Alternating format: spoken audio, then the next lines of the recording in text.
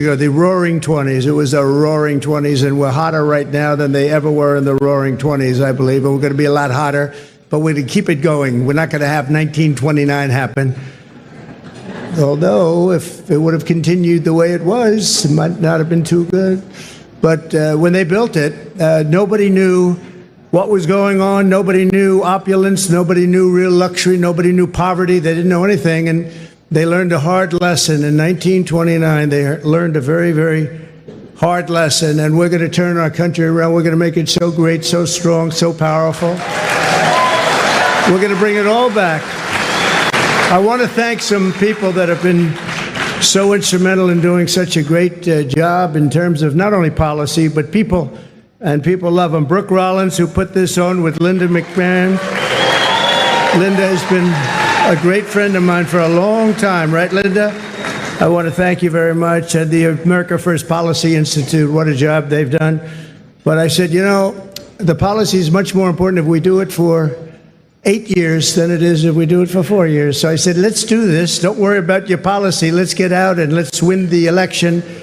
But nobody knew we were going to win it the way we wanted. That was our big one. So that was really great.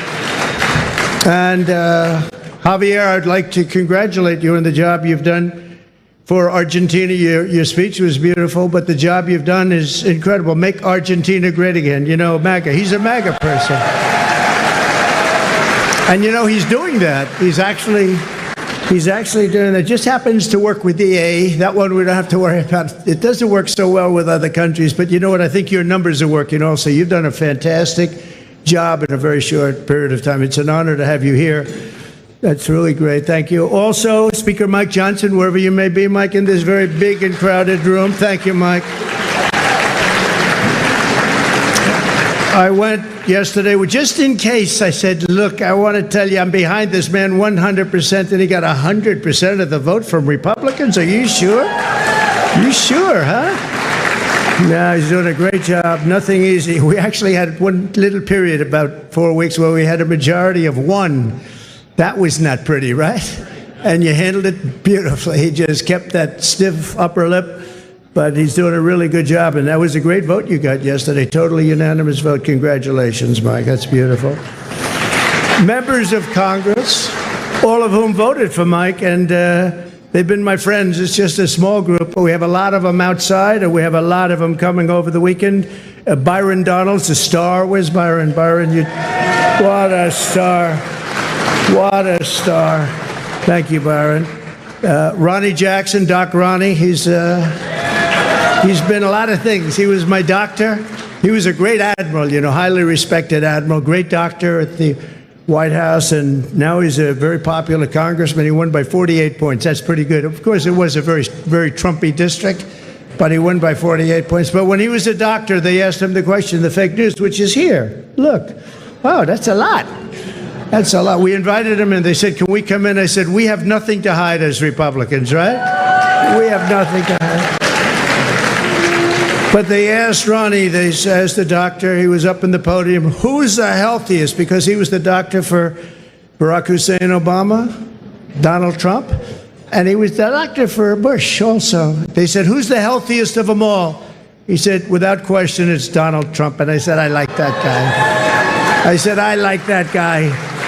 And he's doing great. Jason Smith is here, a great, great congressman. Wesley Hunt, wow. And Mike Waltz, who's going to be doing a little other work for us in the very near future. We just nominated him, and he's going to be doing a great job in the administration. And I promised Mike that I wouldn't be taking too many more before we start counting the votes, okay? He said, please, could you slow down a little bit? I just like the people in Congress, Mike. I'm sorry. But no, don't worry about it, Mike. Just relax. Just relax. We have a man who has a seriously high IQ. You know, I'm a person that believes in high IQs, and his is about as high as they get. He launched a rocket 3 weeks ago, and then he went to Pennsylvania to campaign because he considered this more important than launching rockets that cost billions of dollars. Elon Musk. Elon.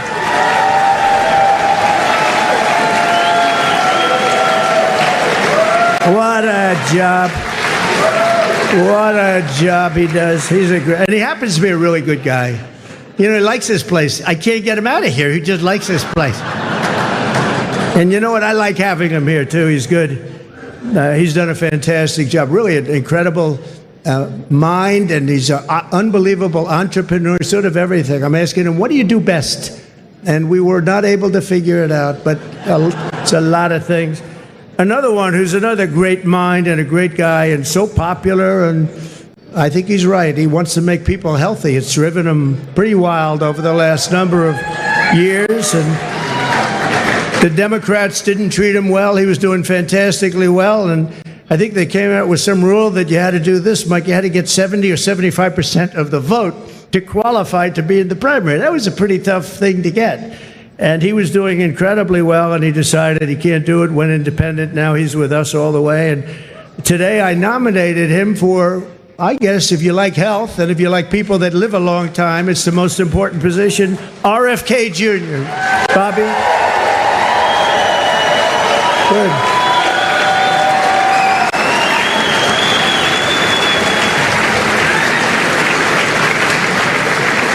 And I just looked at the news reports. People like you, Bobby. Don't get too popular, Bobby. Oh. You know, you've reached about the level. Now, we want you to come up with things and ideas and what you've been talking about for a long time. And I think you're going to do some unbelievable thing. Nobody's going to be able to do it like you. And boy, does he feel it in his heart. So congratulations also to your family. And a woman who was a Democrat and was an independent, she went independent, and last week she said, I want to be a Republican because this is what I stand for. And I've always admired her, and I've admired her because she was loaded up with common sense, and it's all about common sense. I mean, we're conservative in this room, but we can understand the other side, but what we really are is people with common sense. And I think that's why we won with the numbers that we won by. Tulsi Gabbard. Thank you, Tulsi. Great common sense. And you have Vivek Ramaswamy. It's taken people a long time, and now that name is emblazoned into their brain. But Vivek, wherever you may be, where are you, Vivek? Thank you, Vivek. Good. He's working with Elon on efficiency. They're working on efficiency, among other things, and they're going to be saving a lot of money and making our country stronger and better, and they'll be coming out with individual reports, but a big one toward the end. And you put those two together, it's going to be really great. So we look forward to seeing it, working with Elon, and that'll be a great experience. You're going to learn something from Elon, I think, right? It's going to be great. Thank you very much, Vivek, and great job. What you've done is fantastic. And somebody that I've admired for a long time, but I've really gotten to know him in my political life, but especially I think over the last year, more than maybe ever before, maybe more than even in the first 4 years, because we had a tremendous success to my first term, and then bad things happened, and we had to wait. I couldn't wait. I was saying, they're not going to do it. They're not going to help us. They're not going to save this country. And it really dawned on me about 10 days out. I said, wait a minute, with 10 days, I waited 4 years, 3 years, 2 years. All of a sudden, it's 10 days, and then every day seems so long. But I knew by the crowds we were getting it was going to be really something. And Newt Gingrich got up, and he said, this is a very special thing that's happening, because nobody has ever had crowds, and they just wanted hope. They wanted something. They just didn't want what they had, and nobody expressed it more beautifully than Newt Gingrich. And thank you, Newt, very much. It was really beautiful. And Callista, thank you very much. Thank you, Callista. But the American people have just delivered really something very, very amazing. The biggest political victory in 129 years. Can you believe that, Newt? 120. They said the most consequential election. I love that word. It's a beautiful word. Most consequential election in the last 129 years. Wow, that's something. So we swept all swing states. We won the popular vote. Oh, I love that. You know, in the last one, In my first term, they said he won the election, but they always followed by he didn't win the popular vote. That's what they say. I don't even know is it true or not. Who knows? But they would say he didn't win the popular vote, and we won the popular vote by records now. So nobody can say that anymore about us. Nobody can say that because we won the popular vote. And I didn't win it. The people won it. The great people of our country won the popular vote, and that's what they wanted. And this was something really special. Won the White House, recaptured the Senate, and now, as of today, recaptured the House. Thank you very much, Congressman.